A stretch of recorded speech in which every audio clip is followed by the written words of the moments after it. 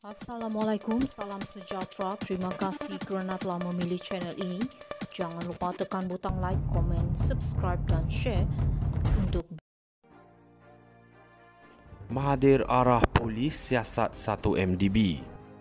Bekas Perdana Menteri Malaysia Mahathir Mohamad pada Sabtu lalu berkata polis telah diarah untuk memindahkan laporan 1 Malaysia Development Berhad 1 MDB daripada Akta Rahsia Rasmi bagi menentukan sama ada tindakan perundangan boleh diambil terhadap mereka yang bertanggungjawab menyeleweng wang berbilion dolar.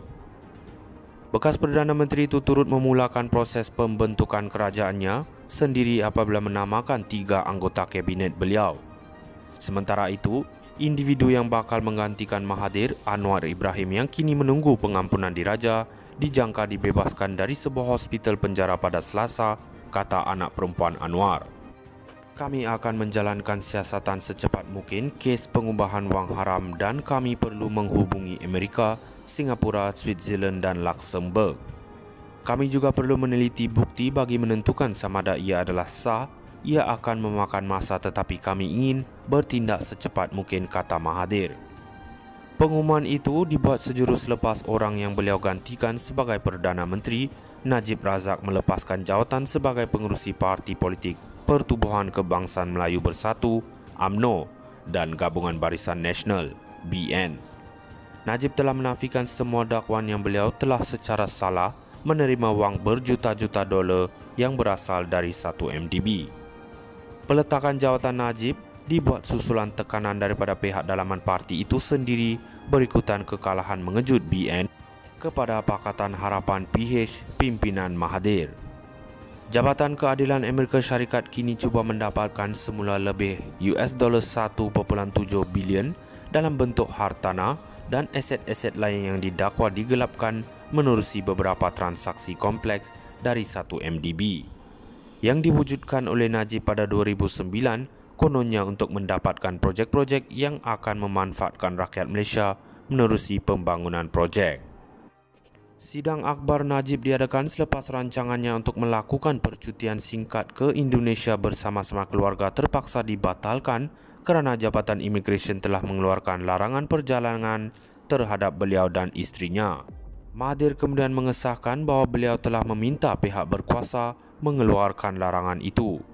Terdapat banyak aduan terhadap Najib, jadi kita perlu menyiasat semua perkara ini, kata Mahathir sambil menambah bahawa beliau ingin menyelesaikan siasatan 1 MDB secepat mungkin.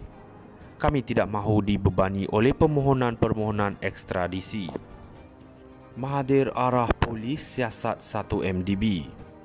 Bekas Perdana Menteri Malaysia Mahathir Mohamad pada Sabtu lalu berkata polis telah diarah untuk memindahkan laporan 1 Malaysia Development Berhad 1 MDB daripada Akta Rahsia Rasmi bagi menentukan sama ada tindakan perundangan boleh diambil terhadap mereka yang bertanggungjawab menyeleweng wang berbilion dolar. Bekas Perdana Menteri itu turut memulakan proses pembentukan kerajaannya sendiri apabila menamakan 3 anggota kabinet beliau. Sementara itu, individu yang bakal menggantikan Mahathir, Anwar Ibrahim yang kini menunggu pengampunan diraja, dijangka dibebaskan dari sebuah hospital penjara pada Selasa, kata anak perempuan Anwar. Kami akan menjalankan siasatan secepat mungkin kes pengubahan wang haram dan kami perlu menghubungi Amerika, Singapura, Switzerland dan Luxembourg. Kami juga perlu meneliti bukti bagi menentukan sama ada ia adalah sah. Ia akan memakan masa tetapi kami ingin bertindak secepat mungkin, kata Mahathir. Pengumuman itu dibuat sejurus selepas orang yang beliau gantikan sebagai Perdana Menteri, Najib Razak, melepaskan jawatan sebagai pengerusi parti politik Pertubuhan Kebangsaan Melayu Bersatu (UMNO) dan Gabungan Barisan Nasional (BN). Najib telah menafikan semua dakwaan yang beliau telah secara salah menerima wang berjuta-juta dolar yang berasal dari 1 MDB. Peletakan jawatan Najib dibuat susulan tekanan daripada pihak dalaman parti itu sendiri berikutan kekalahan mengejut BN kepada Pakatan Harapan PH pimpinan Mahathir.